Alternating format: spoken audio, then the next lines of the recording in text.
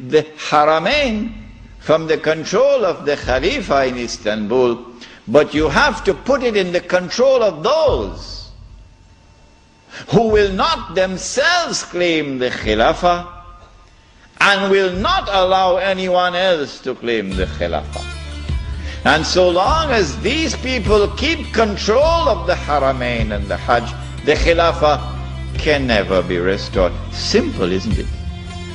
Simple, isn't it?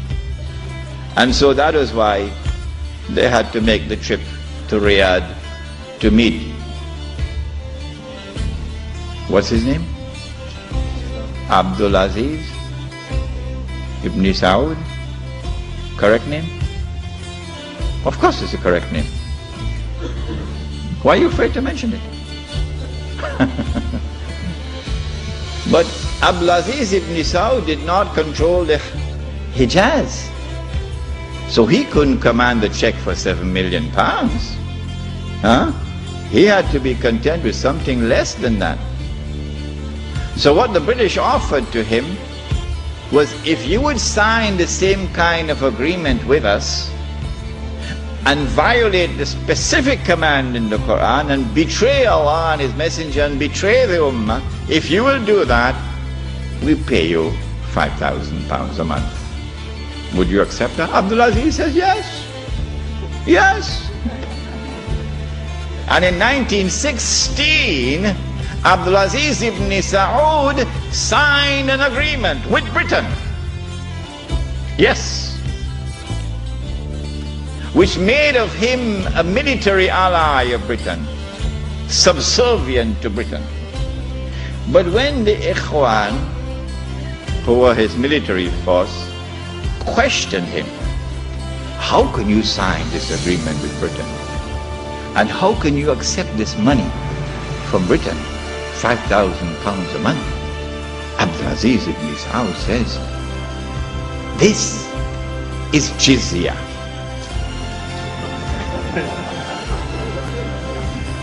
Jizya is what they pay to me because I control them.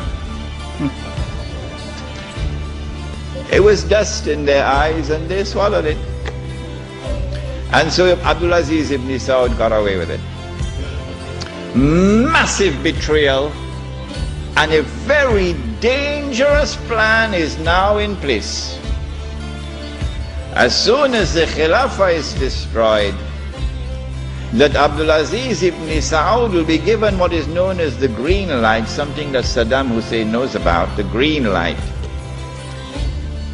And then he will attack and take control of the Haramain.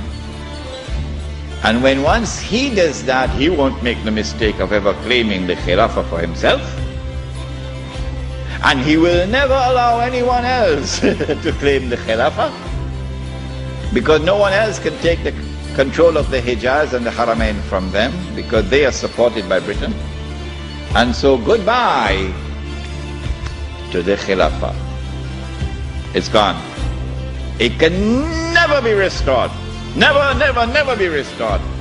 So long as Britain and the United States of America underwrite the security of the Saudi state, you can never, never, never restore the Khilafah. By 1919,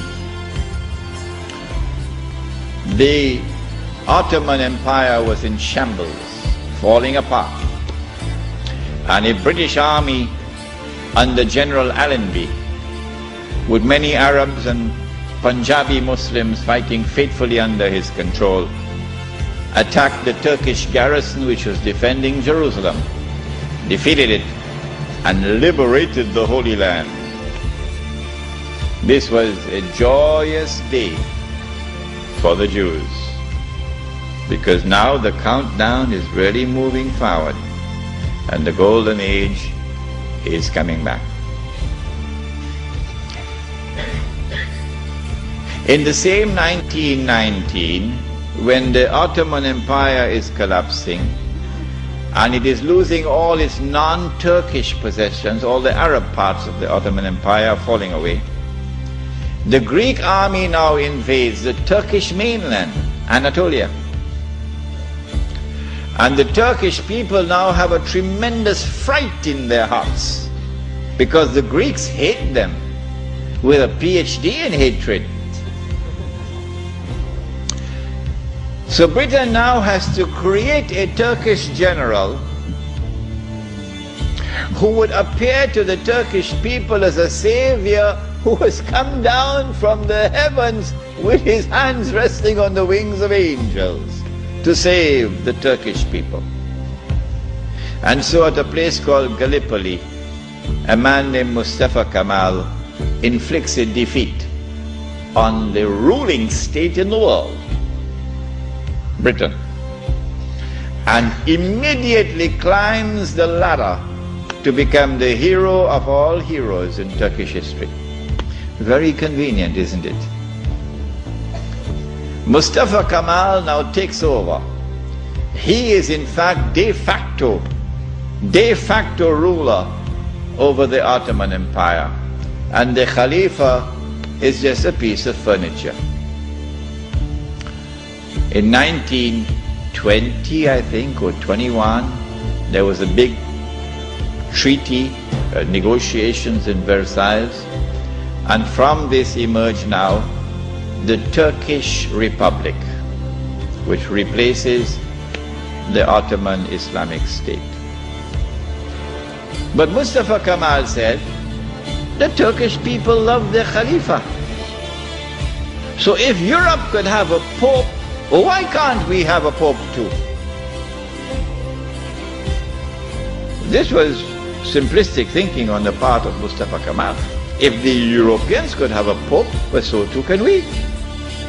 So the new Turkish government of Mustafa Kemal decided to take the Khilafah and remove from it all political authority and make the Khalifa the equivalent of the Pope. This was 1922. And things were going fine for him. Turkish people were happy. Khilafah is still there. And the leadership of the revolution in Turkey were very happy because we have a secular state now, modeled after the European state. But in 1924, on the 3rd of March, suddenly Britain demanded, of course this is secret, they wouldn't reveal it, Britain demanded of Mustafa Kemal that he must abolish the Khilafah. The demand came from Britain. And on the 3rd of March 1924, the Turkish Republic abolished the Khilafah. The question we have to ask is, why did they do it when there was no need to do it? Nothing. It represented no threat whatsoever to the secular Turkish Republic.